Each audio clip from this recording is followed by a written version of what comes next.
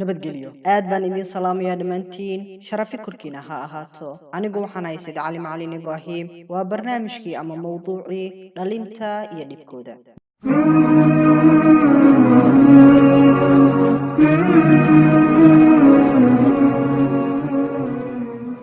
bini aadamka waxaynu u kala saari karnaa kuwa caruur ah kuwa dhalinyaro ah iyo kuwa duqowsho ah haba ugu dhib badnaadaan caruurta iyo dhalinta balse mowduucayna maanta waxa uu ku saabsan yahay 5 qalad oo ay dhalinyaradu sameeyaan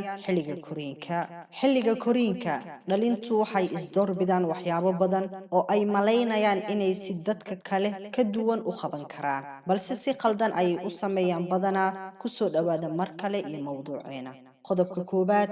fudeed ama degdeg fudeedku waa sifo aan qurux badnayn taasoo in badan dadku kugu dhibsan doonaan balse dhalintu markay soo baxayaan astaantan bay leeyihiin taasoo sanadooyin kadib ay macquul tahay inay ka weynaadaan qodobka labaad maalaa yacni iyo waqti lumis waqtigu waa waxa ugu muhiimsan ee qof ka fikiro xilli walba allaha u naxariistay Dr. Ibrahim Al-Fiqi waxa uu yiri waqtigu waa nolosheena waqtiga oo aan luminaa waa nolosheenii oo aynu luminay marka waqtigu waa nolosheena ilaalintiisuna waa inagu waajib waana wax weyn oo loo baahan yahay rasuulka waxa uu yiri sallallahu alayhi wasallam shakhsiga muslimka waxa ugu wanaagsan uu sameeyo waa inuu ka tago maalayacniga inaad ka tagto maalayacniga oo aad waqtigaaga ka faa'iideysato waxay ku horseedi doontaa wada rasmi ah oo aad ku mari karto wadadaada guusha khaladkan waqti lumiska iyo maalayacniga waxa uu ka mid yahay waxyaabo badan ama khaladaad badan oo daayarta haysta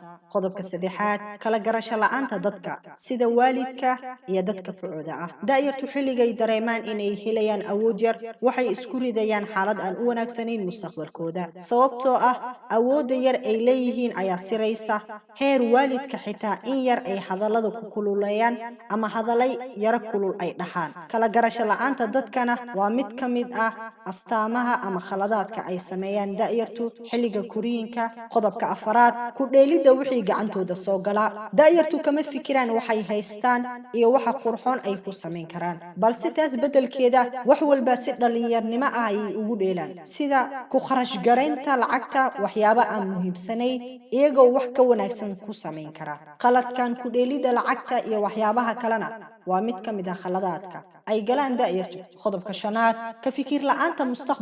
mustaqbalku waa waxa ku go'aamin doona goortaad ka hoos tagto waalidkaaga kuwaas oo wax walba ku maanta balse dhalintu kama fikiraan siday bari wax noqon doonaan iyagoo ku mashquulaya hawadooda yacni waxay jecel yihiin iyo baashaalkooda taas waxay cadayn u tahay in daayartu garaadkooda wili uu yar yahay sheeyadan aan sheegayo badankood daayartu way isku arki doonaan balse waxay kala garan doonaan goortuu garaadkooda buuxsamo nolol qurux badan baan idin rajaynayaa